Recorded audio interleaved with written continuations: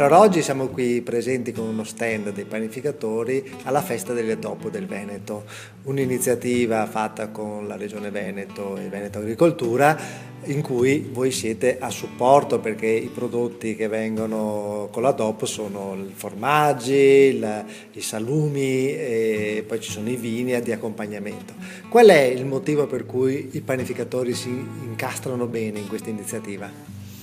Penso che innanzitutto il pane stia bene con qualsiasi alimento, anzi sia la base della cucina mediterranea, per cui è il primo alimento che va sopra la tavola, per cui non potrebbe mancare.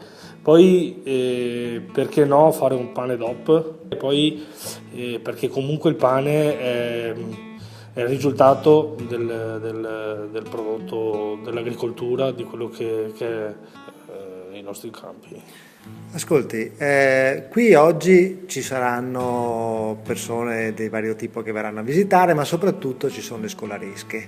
È importante far vedere ai ragazzi quali sono i materiali che vengono usati, la differenza tra il lievito madre e il lievito normale, queste cose qua.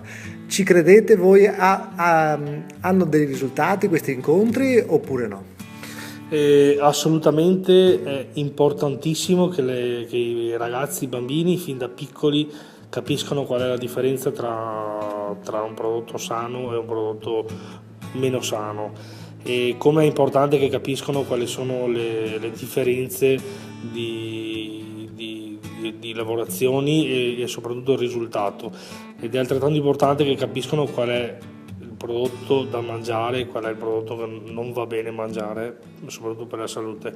Poi i bambini, noi per esempio a Padova stiamo portando avanti un progetto già da parecchi anni, che è quello di fare i laboratori all'interno delle scuole, tra cui pasticceria, la cioccolateria e la gelateria e la panificazione. La panificazione è uno dei laboratori sempre più richiesti tra tutti quanti, perché comunque i bambini si divertono, piace. E questa tendenza è, nell'era moderna anche di fare merendine o comunque prodotti confezionati invece che il classico panino con la marmellata, con il burro, con la cioccolata. Vedete che c'è un piccolo ritorno su questo facendo formazione oppure è un'abitudine che è difficile da sradicare? Allora, fino adesso non ho trovato un bambino che sia uno che non piace il pane, anzi, tutti i bambini piace il pane, a tutti i bambini sicuramente piace il panino, che sia con la cioccolata, che sia con la marmellata, che sia con la confettura.